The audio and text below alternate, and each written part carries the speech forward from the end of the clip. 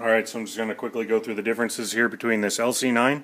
That's got the red stuff on it. It's just me putting on some red markings. It's just crayon, just melted crayon. Put it inside these little things here. I don't know, I got kind of bored one day. And then the LC9S. The S stands for striker fired. This one's hammer fired. The LC9S is striker fired. Boom, boom. Alright, so first off, let's do a safety check. Mags are both empty. Empty mag. To be clear, there's no differences between these two, just one ends up having the pinky extension, and this one right here does not have the pinky extension on it right now. But you can use either or on whatever you care to do. This right here, LC9, hammer fired. It's a nice gun. I carried it for years. There's a little bit of aesthetic differences, and I'm just going to quickly go over all of them. Once again, empty mag, nothing in the chamber. To end up doing any kind of trigger, any kind of function, you have to have end up having the magazine in. So that's one negative for certain people, but it's a very easy fix if you decide to end up getting into that. So quickly right off the bat, this one has about a 9-pound trigger pull. There's no give up until here, and then you kind of have to really pull,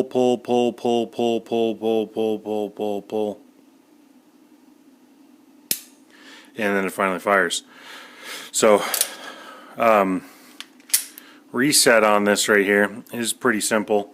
It's pretty long. You'll hear it. There's a false reset, see? And you have to keep on going, keep on going, keep on going. Then there's the reset. So also I'm going to show you on the back here. You can actually see the hammer as it's coming back here. See it moving there? When it comes even with this plane right in here, right in there, it'll finally go. Pretty nice to be able to see that and know where it's at, so you can kind of practice a little bit better.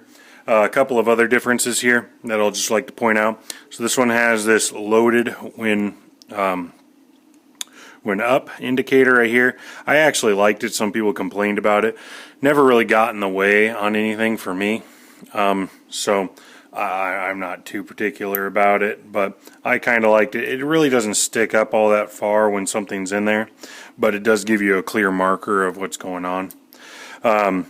Obviously the rear end where you have the hammer is going to be a little bit different compared to what the LC9S looks like, and I'll just go over briefly so you don't end up having any loaded indicator except for a little peephole that you can end up looking down in right there. And then the back, it's striker fired, so you wouldn't have a hammer. So that's kind of nice, just less junk to end up getting in there too. I kind of noticed when I pocket carried this one right here, I'd get some lint and some other stuff would kind of go in there. The sights are basically the exact same. It's just one has much more use and wear on them. I carried this daily for a few years, it seemed as if. There's a couple of different guns. I tried the XDS. I didn't particularly like it. I tried, and these are all 9 mils. I tried a couple of different 9 mils. I mean, Tauruses. I tried Springfields. I tried Smith & Wesson M&P Shields. I couldn't. I like the ergonomics of the handle on this. It fit my hand real well. And that's why I went with it originally. My biggest knock was the long trigger pull. Continuing on with all the aesthetic differences, the safety right here is just a little flip safety here.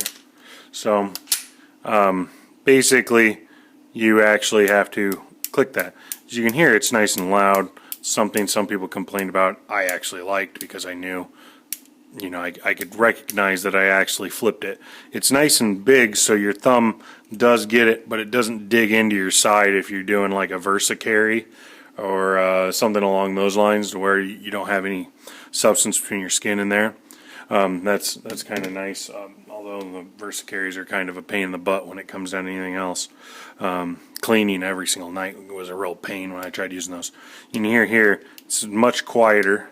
And this is some sort of, it seems to be the same metal as the slide. And then this right here seems to be some sort of polymer.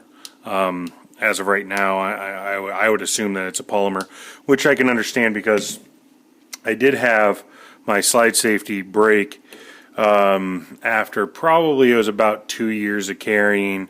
I fired a couple, I don't know, probably over 1,000 rounds through this gun to really get it going nice and smooth, and I like it. And at that time, it cracked. It still functioned, the gun still functioned and everything, but there was a small hairline crack in it, and I could hear a little bit of grinding. Took it apart, found out that it was fractured, and Ruger actually paid for everything. Ended up getting me a brand new one. I had the gun back in I think like 2 days. So continuing on aesthetic differences here. Obviously you end up having the trigger on this one. I'll show you the trigger pull on this. I'm going to drop the mag empty. Nothing right here. So here's the actual trigger pull here. So nothing, and then now here's the pull. There it is. That's a nice short break, unlike where it broke way back here, it broke way up here. Now here's the false reset.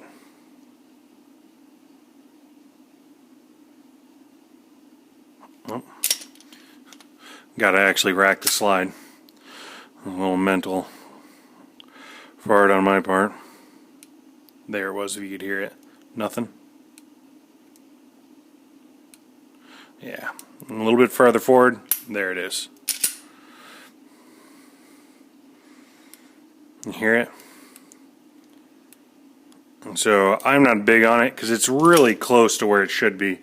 So that's the chances of you really running into that pretty small and minute, and I don't feel for resets when I'm shooting. I'm not somebody who complains about that too much. Continuing on here, this shipped, if I remember right, it comes with 1 magazine. This originally did come with 2 mags, but I think I ended up getting this the LC9, the original one, after it came out with 2. I think I got it with 1. Yeah, they're both the same exact width, same exact gun, same everything. So same length. There's really no difference. The whole gun is great. I like both of them. I'm going to do a quick little takedown so that you can end up seeing. There was a brief issue here. How you take them down here is you just kind of push this. I'll see if I can get it on camera here. You just kind of push that down, and then from the opposite side here, you just stick a little pin, which I have a little thing, and it pumps this out right here. Then on this you pull the trigger, slide comes forward, comes off. Similar to like how you would on a Springfield or anything like that. How that comes off. This one, same thing, push the pin out when you get it lined up. This one's a little bit tougher to get out for me, just because, I don't know, I think these were not originally tapered, so they don't really fall out nice and easy like the newer ones do, or maybe it's just the amount of use that's been on this firearm. So move everything, the S out of the way. Here's back to the 9. This one right here comes apart nice and easy, same way. We'll just take a look at the slides here. The LC9's on the left, the LC9S is on the right. You can see that there's a little bit of difference here. This one right here is all one of those dual spring, all contained kind of deals. Here's the LC9 again. So this is the spring right here. Comes apart. I liked this because it was nice and easy to end up cleaning. I could really do a detailed clean with it without any kind of real problems. It is a plastic guide rod on these. You can buy the metal ones, but like I was saying, I've shot 1,000 or so rounds through that. It's a carry gun, and I mean, if you look at it, it's basically pristine. So these guide rods don't need to be stainless steel like some people say, and that's just my opinion. So barrel and everything's still just the same, comes apart. There you go. That's about as far as I like taking it down on a normal basis. I've taken it down completely before, but everything's the same right down here. Now we're going to take a look at these two right here and drop the mag out on this. So you can kind of see the difference here. The LC9 is on the left again, LC9S is on the right. You can see just the little minute differences back here in the back based on the firing systems. Everything else is basically the exact same positions for just about everything. Yeah. Now I'm going to take a look at these two right next to each other. LC9S, this is the spring right here. To take it apart, if I remember right, you kind of push down right here and then pop this off the top, and then everything comes apart. I've never been one to really want to do that very often. I'll do a detailed strip every once in a while, but this is good enough. I'll wipe this down, spray it out, soak it, bring it back.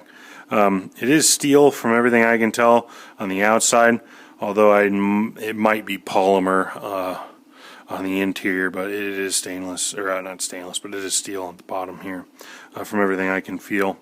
But even if it wasn't, I really wouldn't be concerned, in my opinion. Barrel and everything comes out just the same. Got to kind of push it forward, slide it back. Same barrel. You can see this feed ramp right here isn't as shiny as this feed ramp is right here, but that's just mainly because how many rounds have gone through the one on the left. So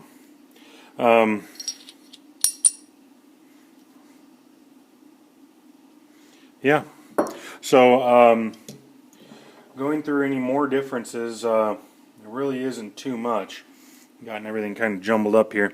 I'm going to go through a quick reassembly and see if I remember anything while I'm reassembling. Oh yeah, this is the other thing that they came up with here. I'll show you after I get this reassembled right here. There was a little recall that I was talking about earlier on these. It really wasn't a recall, it was just a malfunction that would occur if you didn't. If you rack your slide hard, I never ended up noticing it, but this right here, they replaced these free and sent out more of these for you, which is great. Now you have two springs, and the other one worked fine for me. Just it wasn't 100%, and Ruger wanted to make it 100%. So, yeah. So going back together here, make sure I did that on camera. Couldn't really see. Springs go together. Stick them in, slide it up. Pretty simple. Slide this a little bit forward. I like doing it one-handed. Put the thumb through. Put the pin in. Hard to do this on camera here.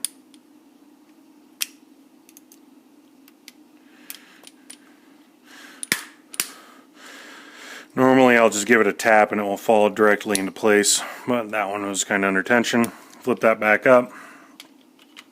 Again, empty. Slides back. There you go. So just put this one back together. It's basically the exact same process, except I've noticed one little thing that I didn't particularly like about putting it back together, but that's the same as any of these right here. I wish they didn't have this and they would have integrated in some sort of switch like the Springfields had or whatnot, or like the Glock. That's just my personal opinion, but everything kind of stayed pretty normal to the other one, so I can understand why they did it.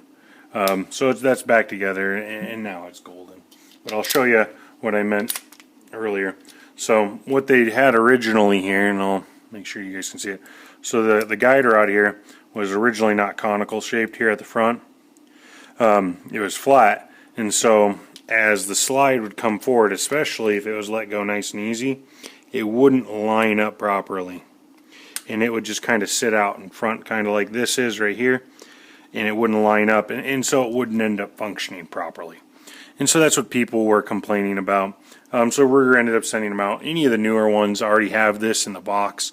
The ones that, if you're going to buy one today, basically what I would do is I would end up asking to end up seeing the ones they have in stock and try to end up getting these, because chances are they probably have some ones that they ordered earlier and they didn't have the right spring in them. Then you have the right one right off the bat. Or if you want to have two springs, go ahead, get the one that's bad, call Ruger, they give them the serial number and they ship it right to your door. So that's one of the nice things. I would say overall, if I had to choose between these two guns, I would choose them both, of course. But we'll go. I like this one for the simple reason. I just like the safety, the way it snaps. I'd say that's the biggest positive on this one.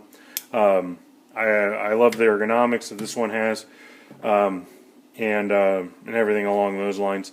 But this one right here, I would just, right now it's kind of new to me and everything. I shoot this one better still, surprisingly, than I do this one, but I've only put like maybe 50 rounds through this guy as of right now. So, but I do like this one better. I think once I get better shooting it, I was hitting clays at, I was just throwing clays up on a bank, and I was hitting them at probably 30 yards pretty well. But I'm just not shooting them as well as I was with this one. I like this one probably the best. The knocks that I have against it is it doesn't have the loaded chamber indicator, which is fine. I wish they would have integrated something smaller, you know, kind of like, I hate to say it again because I don't like XDs, but kind of like the XDs. So, I'm not anti-XD by any means.